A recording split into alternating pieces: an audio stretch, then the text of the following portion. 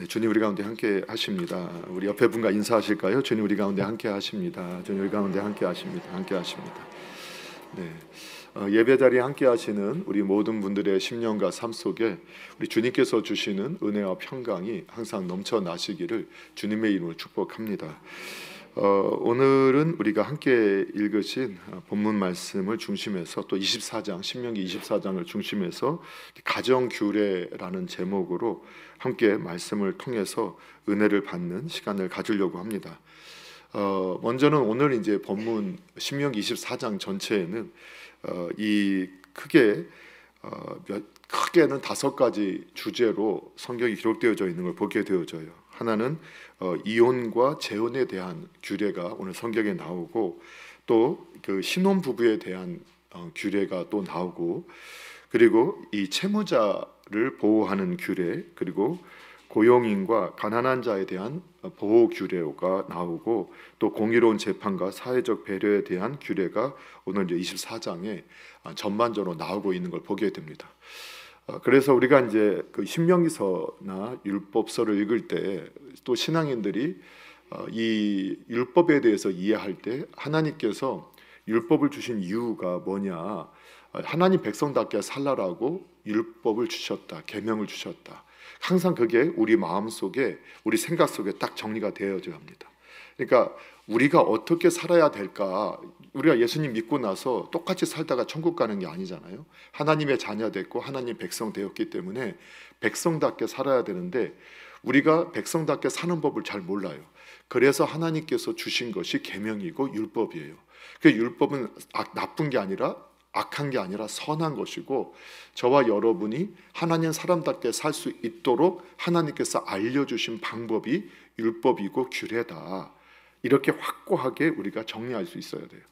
그리고 그 율법을 주신 목적이 뭐냐, 우리가 율법, 법하면 항상 딱딱하게 생각하지만 성경적으로 율법과 규례를 주신 이유는 다른 데 있는 게 아니라, 가장 그 율법의 핵심 내용이 뭐라겠죠?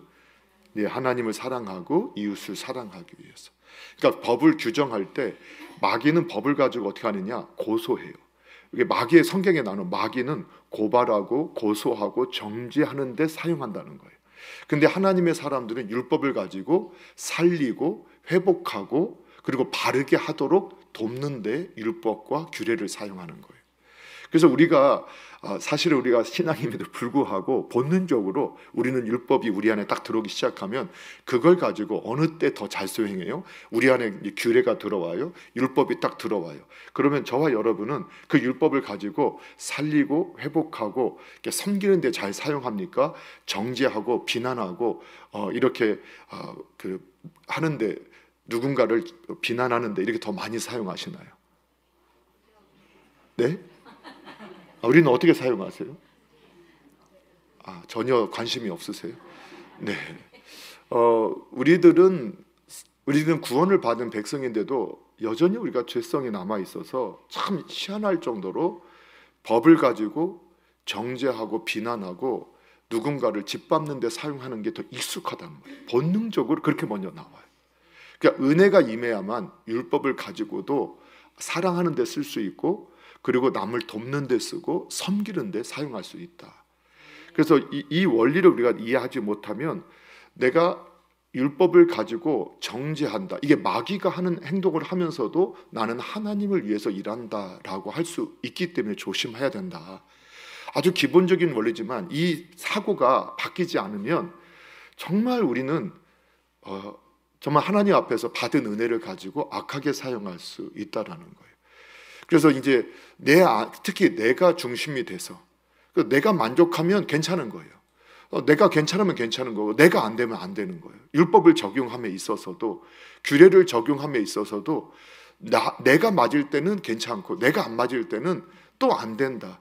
그게 바로 이게 타락한 인간의 본성에 나오는 거예요. 그래서 법은 뭐냐면, 내 감정과 내 생각과 다르더라도 하나님이 주신 것이 기준이 되어져야 하고, 그 기준으로 내 감정과 내 생각과 상관없이 그것이 기준되어질 때 그 목적은 사랑하고 섬기고 살리고 회복하게 하는 데 쓰고자 그렇게 되어져야 한다. 이것만 정리가 잘 돼도 신앙 안에서 우리가 그렇게 악한 죄를 범하지 않을 수 있는 은혜가 있을 수 있다라는 것을 기억하셔야 돼요. 자, 그러면 오늘 말씀도 이제 그 가정에 대한 규례를 좀 더 살펴보고 다른 내용들은 간략하게 좀 살펴볼 건데요. 우리가 이제 신명기 24장 첫 번째 우리 1절에서 5절까지 보면 하나는 이혼과 재혼에 대한 규례, 또 신혼 부부에 대한 규례, 두 가지 규례를 말하고 있어서 제가 이걸 가정에 대한 규례라 이렇게 설명을 했는데, 특별히 오늘 본문의 시작은 이혼에 대한 규례를 설명해 주고 있어요. 그리고 수치되는 일을 발견했을 때 어떻게 하느냐? 수치되는 일이 뭐냐? 수치되는 일이 뭘까? 이 해석에 따라서 이혼에 대한 사유가 늘어날 수 있게 되겠죠. 수치되는 일이 뭘까? 여러분, 성경에서 수치되는 일은 뭐라고 생각하세요? 자, 오늘 보니까 여자분들이 많으니까 본인에게 입장으로 생각할 수 있지만, 성경은 이 시대의 문화 가운데 대표격으로 남자가 대표로서 아내들이 수치스러운 일이 발견되었다 이렇게 표현한 거예요. 반대로 생각하면 돼요. 여성분들은 내가 아내 입장에서 남편의 수치스러운 일이 발견됐을 때 이혼해도 된다 이렇게 이제 말하고 있다면, 자, 남편이 어떤 일을 했을 때 수치스러운 일이라고 해석을 할 수 있을까요? 바람 피는 거. 네, 금방 나오는데, 그러면 아내가 수치스러운 일을 했다는 것도 뭘까요? 역시 바람 피우는 거. 네, 이제 가장 그게 아마 핵심이 될 거라는 거는 그냥 성경을 읽는 저와 여러분이 다 이해할 수 있을 것 같아요. 그렇죠?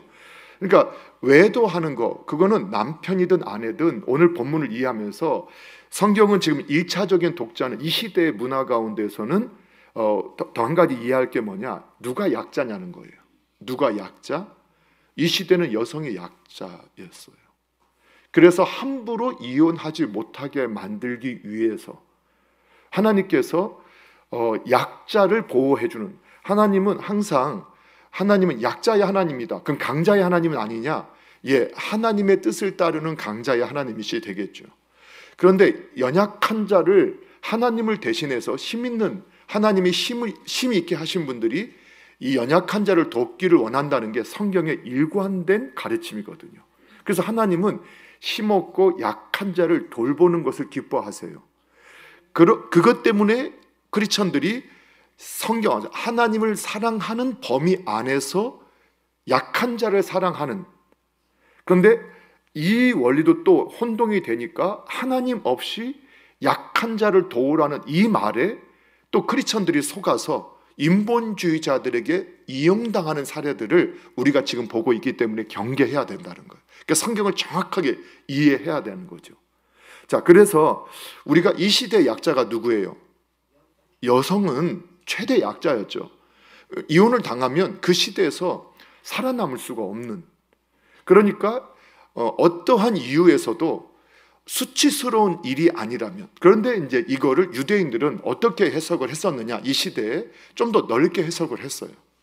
그래서 여성이 예를 들면 아이를 낳지 못한다, 밥을 잘 못한다, 청소를 잘 못한다, 이것까지도 수치스러운 일이라고 해석을 하면 어떻게 할까요? 그런 이유를 가지고도 이혼할 수 있게 되는 거예요. 물론 성경을 해석하는 입장에 따라서 그건 아니다라는 쪽이 있었지만, 항상 인간이 악해서 하나님의 의도와 상관없이, 그리고 지금은 여러분 누가 약자예요? 남편이 약자예요? 아내가 약자예요? 예? 아니, 집에서 누가 약자예요? 집에서 아내가 약자라고 하시는 분들은 복이 있을지어다 아직도. 근데 남편이 약자다, 이 시대는 남자들이 왜 이렇게 20대 남성이나 이 30, 40대 남성들이 그 페미와 함께 하면서 상처를 받냐면, 왜 결혼을 안 하려고 하냐면 이런 문화들이 바뀌고 있기 때문에 그래요. 바뀌고 있기 때문에. 그만큼, 그리고 법적으로 이혼할 때 어느 쪽이 더 고통을 당하는 쪽으로 점점 법이 만들어지고 있냐면 남편이 고통당하는 쪽으로 만들어져 가고 있어요. 그래서 이 세상은 그걸 종용해요. 예, 종용하는 시대에 저희가 살고 있단 말이에요.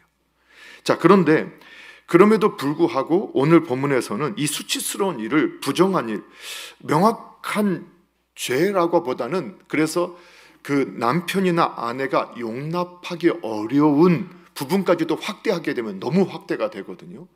근데 성경 전체를 보게 되면 이 수치스러운 일은 어느 쪽으로 정도 한계를 지을 수 있느냐? 역시 배우자의 외도예요. 배우자의 외도에 대해서 수치스러운 일로 볼 수 있어요. 그리고 앞선 내용들 보면 결혼했는데 처녀가 아니거나 총각이 아닐 때, 지금은 이제 그런 거를 따지는 시대가 아니 되어졌다 이렇게 이야기한다 할지라도 크리스천들한테는 혼전이든 혼후든 배우자가 아닌 사람과 이 성적인 관계를 맺은 것을 수치스러운 일이라고 말할 수 있다라고 우리가 정의할 수 있어요. 또 한 가지 조금 더 확장한다면 뭐냐? 배우자의 폭력이에요. 배우자의 폭력. 이런 것들도 언어적인 폭력도, 심리적인 폭력도, 육체적인 폭력도 이게 어느 정도의 수준을 벗어났다? 그건 당연한 게 아니에요. 그래서 이제 학대한다. 정신적인 학대.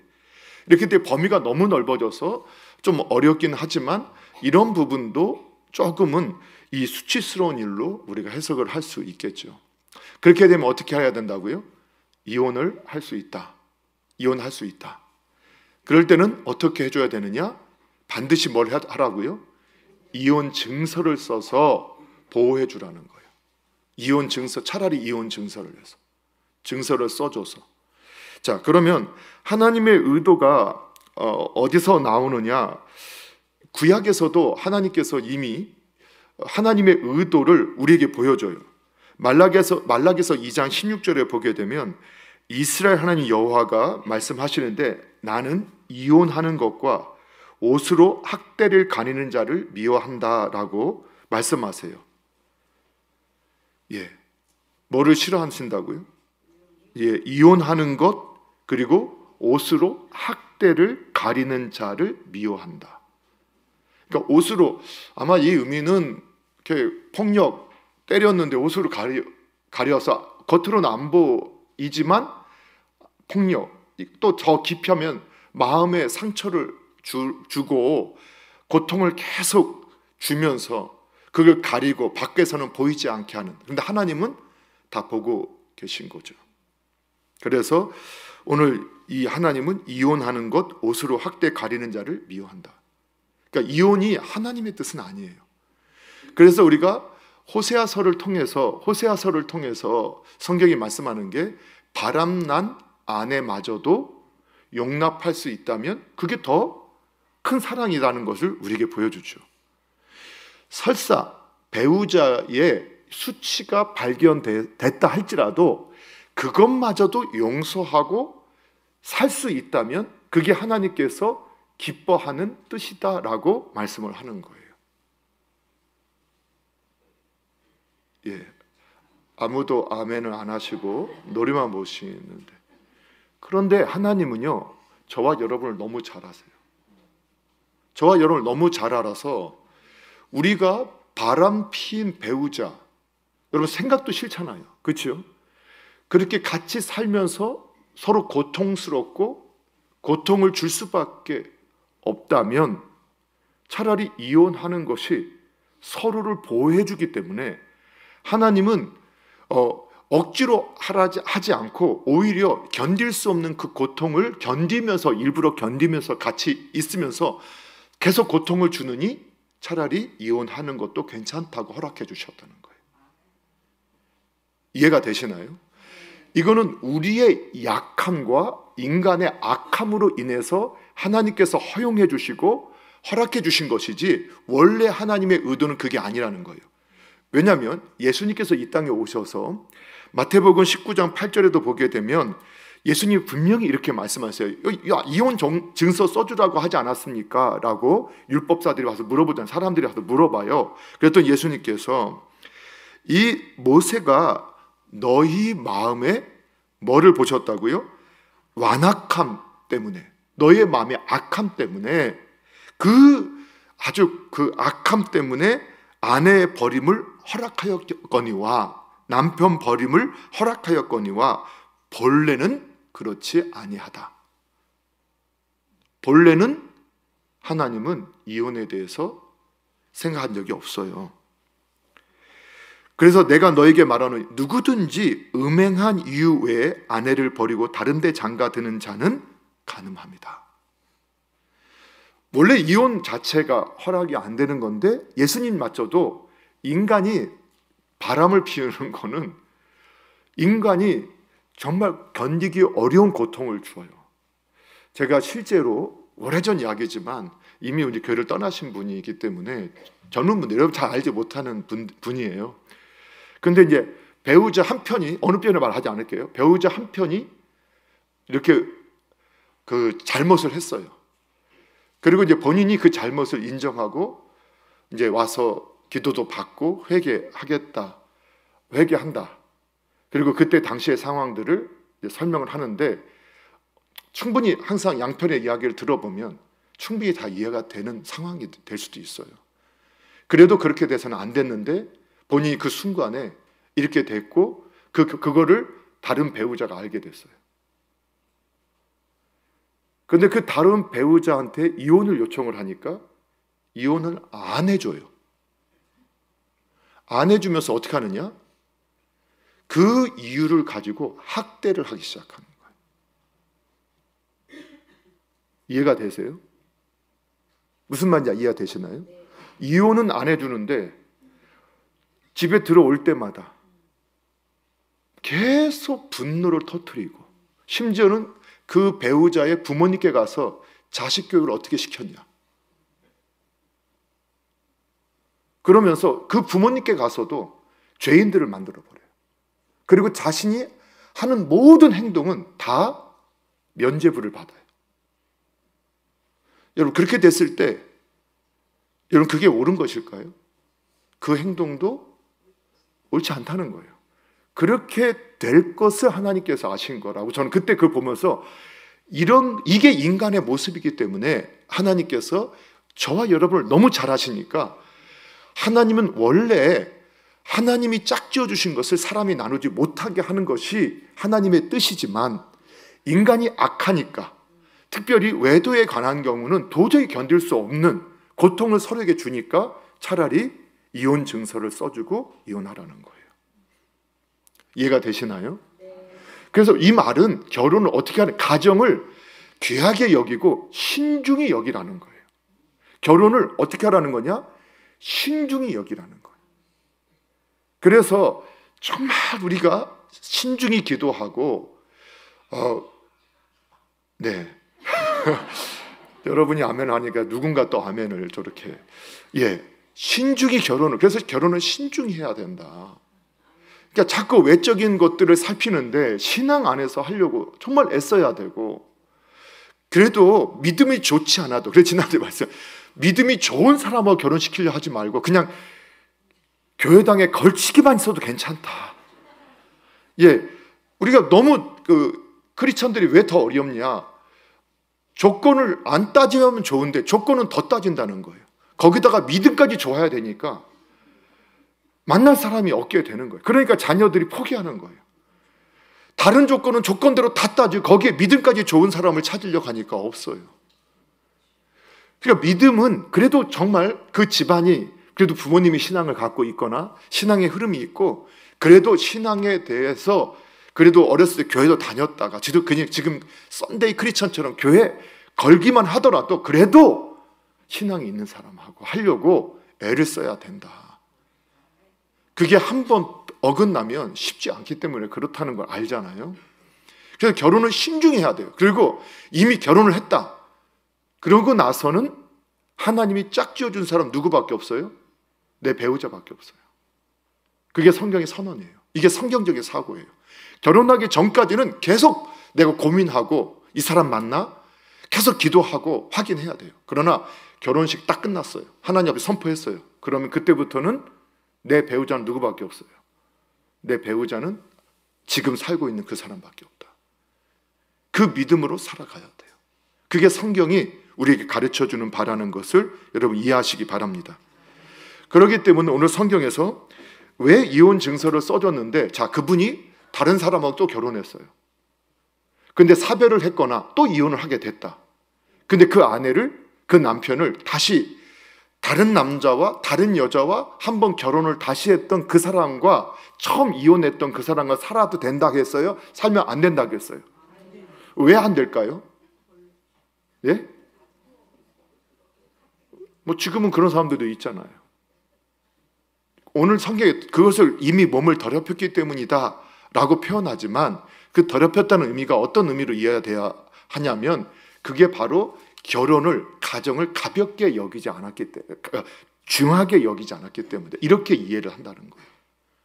그래서 하나님은 왜 이혼하고 다른 사람과 살다가 사별을 했던, 이혼했던 사람 다시 데려와서 또 같이 살자, 어차피 알았던 사람이 더 낫지 않냐? 근데 성경 뭐라고 말하느냐? 그것이 결혼을 가볍게, 가정을 훼손하고 결혼을 가볍게 여기는 것을 하나님 원치 않는다라고 말씀해 주는 거예요. 그 가정은 하나님의 원리 안에서 세워져야 돼요. 그 사실 믿으시기 바랍니다. 그렇기 때문에 이혼한 분들을 우리가 정죄하거나 비난할 이유가 전혀 없어요. 그 사정을 우리가 알지 못해요. 오늘날로 적용해보면 율법의 정신은 우리가 누군가를 정죄하고 비난하는 데 쓰거나 누군가를 공격하는 데 율법을 써서는 안 되는 거예요. 하나님의 기준이지만 저와 여러분이 동일한 도토리 키재기로 어떤 하나님의 율법 말씀 앞에 다 죄인이에요. 그렇기 때문에 누군가를 정죄하거나 비난할 자격은 우리에게 없어요. 오히려 그들이 그럴 수밖에 없었던 상황들에 대해서 정말 하나님의 법을 어길 수밖에 없었던 그 아픔, 상처들을 우리가 위로하고 또 세워주고 또 격려할 수밖에 없어요. 그것이 우리의 역할인 것을 믿으셔야 돼요. 그렇기 때문에 우리가 이혼을 하셨거나 또는 이혼을 당했거나 또는 그런 가족 중에 그런 분들이 있다 할지라도 우리가 정죄할 자격은 없고 우리는 사랑해야 할 책임만 있다. 그걸 꼭 기억하셔야 돼요. 자, 그러면은 결혼을 안 하는 것은 어떻게 생각하세요? 결혼을 안 하는 것은 죄일까요? 죄가 아닐까요? 결혼을 안 하는 것은 죄일까요? 죄가 아닐까요? 갈리네요. 아주 훌륭해요. 이렇게 말이 딱 나오는 걸 저는 기뻐해요. 그런데 성경에서 결혼을 안 하는 것은 죄는 아니에요. 죄는 아니에요. 왜냐하면 하나님께서 신약에 와서 하나님을 위해서 스스로 고자된 사람이 있다. 그러니까 자녀를 낳지 않고 하나님을 위해서 헌신하기로 자기 삶을 드린 사람들이 있다. 그러니까 하나님과 결혼했다 이렇게 표현하는 분들이 있다고 성경이 말씀해요. 그거 잘하는 것이라고 했어요. 그렇기 때문에 결혼을 하지 않는 것 자체는 죄가 되지 않는다. 정확하게 우리가 이해를 해야 돼요. 그러니까 이제 결혼을 안 한 사람들한테 가서 죄가 아니니까 괜찮냐? 그것도 또한 아니에요. 왜냐하면 성경이 말하는 이 결혼을 하지 않는 스스로 고자된 사람이라고, 스스로 내가 결혼하지 않는데 하나님과 결혼해서 사명자로 살기 위해서 결혼하지 않는 걸 의미해요. 이해가 되시나요? 내가 하나님을 위하고 하나님 나라를 위해서 결혼 안 한다고 할 때 그 결혼하지 않는 것을 인정하는 거예요. 그러면 결혼을 한다라고 할 때 성경에서 혼자 산다. 근데 요즘의 분위기를 보니까 내가 뭐 자녀 키우고 내 인생 그렇게 허비하고 싶지 않아. 나 인생을 즐기고 싶어. 욜로하고 싶어. 그래서 나 결혼 안 해. 아이도 안 낳아. 그거는 죄라기보다 하나님이 기뻐하시지 않는 거예요. 왜냐하면 하나님의 의도가 분명히 우리는 남성과 여성을 통해서 결혼 제도를 통해서 생육하고 번성하고 땅에 충만하도록 하나님께서 계획하셨어요. 그래서 결혼을 하는 건 잘하는 거예요. 그리고 결혼을 하는 것이 안 하는 것보다 잘하는 것이고, 결혼을 해서 아이를 많이 낳는 게 잘하는 거예요. 많이 낳도록 하셔야 돼요. 자, 우리가 성경이 정말 놀라운 게 뭐냐면, 우리가 지금 이제 자녀를 생산을 안 하면서 우리나라가 지금의 속도로 가면 2050년 되면 우리나라는 자연 소멸 된다. 들어보셨죠? 우리나라는 2050년 이 속도로 가면 2050년 되면 자연 소멸될 것이다. 대한민국이 사라진다는 거예요. 왜 그러느냐? 우리 대통령들이 참 훌륭한 대통령이 많았죠. 박정희 대통령 우리나라에 정말 산업을 이끌고 우리나라를 가난해서 그리고 이제 진정한 민주주의를 할 수 있도록 그 길을 열어놓은 분이, 저는 박정희 대통령 그리고 이승만 대통령 훌륭한 우리 민족의 지도자들 하나님께서 허락하셨기 때문이라고 생각을 하거든요. 물론 그들이 과가 없느냐? 과도 있어요. 근데 이제 그 중에 과가 뭐냐? 박정희 대통령 때 과가 뭐였어요? 산하 제한한 거예요. 산하 제한한 거. 그때 제가 알고 있거든요. 낙태가 죄라고 우리가 배웠지만 그 당시에 공무원 하시는 분들이나 또는 그 당시에 이렇게 사회적 여건에서 아니 국가에서 낙태를 유도시켰다니까요. 그래서 공무원들은 울며 겨자 먹기 식으로 안 할 수가 없었던 분위기로.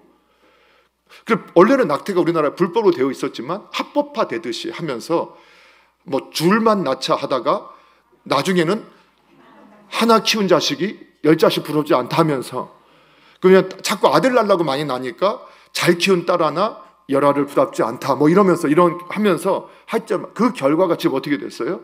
우리나라를 위기에 빠뜨렸어요. 지금 중국도 마찬가지예요. 워낙 인구가 늘어나서 한 집안에 하나밖에, 그래서 호적에 올린 아들은 자녀는 하나밖에 없고 부자들은 둘 셋도 낳는데 지금은 다시 아이를 낳으라고 중국 정부에서 캠페인을 하는데도 이미 그 문화에 익숙한 사람들이 안 낳으려고 하는 거예요. 그 중국도 지금 굉장한 위기라고 해요. 그런데 보세요. 이슬람 국가들. 왜 지금 유럽의 이슬람 국가들이 왜 이렇게 지금 그 선교사님이 듣게 되는 게 뭐냐?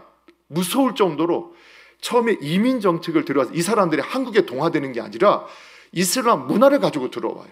적을 때는 표를 안 내다가 한 3%, 5% 딱 지나면 자기네끼리 모여 살면서 자기네 시장을 뽑고 투표권을 가지고 자기네가 원하는 그 의원들을 뽑아서 그 지역은 완전히 개토화가 돼요. 개토가 뭐냐? 자기네끼리의 문화가 되어져 버려요. 그런데 지금 런던의 시장이 이슬람이라는 거 여러분 들으셨죠? 그래서 가면은 런던에 있는 선교사님이 말하는 게 뭐냐면 런던에 가면 우리가 성지순례를 할 때 아라권에 갈 때 윙 울리면은 사람들 아무것도 안 하고 다 절하는 거 있잖아요. 기도 시간이라고. 그걸 런던에 지금 하고 있다는 거예요. 파리에서도 이슬람 사람들이 이 난민 정책, 이민자들을 받아들이면서 파리에서도 이 기도 시간만 되면 이슬람 사람들이 전체가 함께 그렇게 기도하는 이 시간들이 너무 많아서 거기가 유럽인지 아랍인지를 모르게 됐다는 거예요. 그런데 그들은 우리로 보면은 정말 사이비 같고 이단 같지만 그들이 하나 잘하는 게 있어요. 그게 뭐냐? 자녀는 신의 축복이라고 생각하고 낳을 수 있을 때까지 낳는 거예요. 지금이라도 낳으실 수 있는 분은 낳으시고 싶지만 안 되니까 영적인 아들, 영적인 딸이라도 낳으실 수 있으면 좋겠다. 예, 그래서 결혼을 안 하는 것 자체는 잘못은 아니에요. 그러나 내 만족, 내 편안함을 위해서 결혼하지 않는 것은 하나님이 기뻐하시지 않는다. 오히려 하나님의 나라를 위해서 결혼하지 않는 것에 대해서 하나님께서 인정하신다. 그리고 오히려 하나님의 더 큰 뜻은 생육하고 번성하고 땅에 충만하는 것. 지금의 상황보다 말씀대로 사는 분이 나중에는 더 행복하게 되고 아름답게 될 거다. 예, 그렇게 기억을 하시면 좋을 것 같아요. 그리고 5절에 보면 이게 아주 중요한 말씀이라고 생각하는데 5절을 같이 한번 읽어보겠습니다. 함께 읽겠습니다. 시작. 사람이 새로이 아내를 맞이하였으면 그를 군대로 내보내지 말 것이요 아무 직무도 그에게 맡기지 말 것이며 그는 1년 동안 한가하게 집에 있으면서 그가 맞이한 아내를 즐겁게 할지니라. 아멘. 예. 오늘 결혼을 하고 나서 1년간은 뭐 하라고요? 예, 아무것도 시키지 말래요. 이거는 한가하게라는 말은 뭐냐? 한가히 면제시켜줘라. 그러니까 군대 일하는 거나 집안에서 일하는 거를 면제시켜주라는 거예요. 의무를 면제시켜준다는 거예요. 그리고 한가하게 하는 자유롭게 누구하고만 아내하고만. 그 아내들한테는 반대로 하면 누구하고 남편하고 1년간은 모든 국가에서 면제를 해주고 의무를 다 면제해주고 부부가 서로를 자유롭게 기쁘게 서로를 즐겁게 하면서 기쁘게 하고 위로하면서 1년을 보내라는 거예요. 야, 저는 지금도 우리나라가 이렇게 할 수 있으면 좋을 것 같아요. 결혼하고 나서는 네, 미리 말씀을 해주셨어요. 자, 이 구약의 의미예요. 구약의 의미에서 지금 여러분 아이를 많이 낳는 것, 왜 이 시대에 이렇게 아이 낳는 것을, 근데 왜 그렇게 하느냐? 아이를 낳으라는 거예요. 아이 1년간. 그리고 또 한 가지는 1년간 서로 다른 문화, 같은 민족이고 같은 신앙을 갖고 있어도요, 사는 지역이 다르고 문화가 달라요. 그래서 이것을 합치는데 굉장한 시간이 필요한데, 여러분 우리가 부부가 대화를 할 때 일상적인 서로에 대해서 대화하는 시간이 1년간 1년에 하루 정도도 안 된다는 거예요. 다녀오셨어요? 뭐 잘 다녀오세요? 갔다 올게. 그걸 다 합쳐도 24시간이 안 된다는 거예요. 특별한 문제가 있어서 대화하는 거, 무슨 아이 문제 이것 때문에 그런 거 말고 서로 대화하는, 서로를 그냥 생각을 나누고 하는 시간이 하루도 안 되는 거예요. 그러면 365일을 같이 있으면서 그렇게 서로 자유롭게 함께 서로를 알아가고 서로의 언어와 생각들을 맞춰가는 1년의 시간, 그리고 가장 중요한 것은 생육하는 시간. 자녀를, 왜냐하면 이 시대에 자녀를 못 낳고 군대 갔다가 죽으면 그 후손이 끊기게 되니까. 이 시대 가운데 왜 이게 중요해요? 메시아가 와야 되기 때문에. 이 시대의 문화에서는, 구약에서는 이스라엘 백성을 통해서 누가 오신다고 했어요? 메시아. 그래서 신앙에서는 아들을 통해서, 그래서 왜 인류 역사 문화 가운데 아들을, 이게 장자를 귀하게 여겼느냐? 성경에 보면 아들을 통해서 하나님께서 우리를 다시 회복시키겠다는 약속이 인류의 DNA 속에 남아있기 때문이라 저는 그렇게 해석을 해요. 그래서 인류는 아들을 얻게 노력했어요. 그래서 결혼하고 나서 아들을 낳은 것을 그렇게 기뻐했고, 아들을 낳으면 성공한 것처럼 그렇게 생각을 했죠. 그러니까 메시아가 오시고 난 이후에는 아들이든 딸이든 상관이 없어요. 그러나 문명의 이유 때문에 아들을 더 선호할 나라가 더 많았죠. 그런 이유이기 때문에 오늘날 자녀를 낳고 안 낳고 내가 낳을 수 있거나 못 낳을 수 있거나 그건 문제가 되지 않지만, 생육할 수 있다면 많이 생육하는 것이 하나님이 성경 전체를 볼 때는 귀한 것이고, 또 영적으로 내가 생육하지 못할 때는 영적인 자녀들을 계속 생육하고 번성하도록 하는 것이 하나님께서 기뻐하시는 뜻이라고 오늘날 이해할 수 있다. 그렇게 아멘을 하시는 것이 맞습니다. 네. 그래서 하나님께서는 주신 배우자와 함께 행복하게 일생을 살 수 있기를 원하시고 계세요. 근데 세월이 흘러가면서 연령이 그러면서 사별도 되어지고 때로는 원치 않는 또는 이혼도 있을 수 있어요. 그래서 이혼한 분이 다시 결혼하는 것은 잘못될까요? 잘못이 아닐까요? 잘못이 아니라고 성경이 말해요. 그러나 하나님 안에서 동일한 실수 반복하지 않도록 기도하시면서 선택해야겠죠. 그 외에는 또 다음 말씀들은 동일하게 이 시대의 사회적 약자들을 보호해주는 원리를 우리에게 설명해주고 있어요. 원리를 설명해주고 있고, 이 부분은 그냥 정리를 하도록 할게요. 말씀을 정리하겠습니다.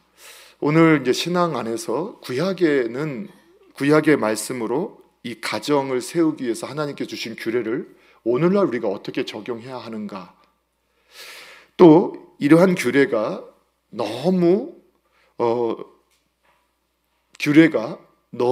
분명하게 세워질 때 그 목적 자체가 사랑이고 섬김이라는 것을 잃어버릴 수 있는 위험성이 있어요. 그리고 스스로에게도 정죄할 수가 있어요. 그건 하나님의 뜻이 아니에요. 저와 여러분이, 하나님은 율법을 통해서, 규례를 통해서 사랑하고 섬기라고 주셨던 그 의도를 정확히 아셔야 돼요.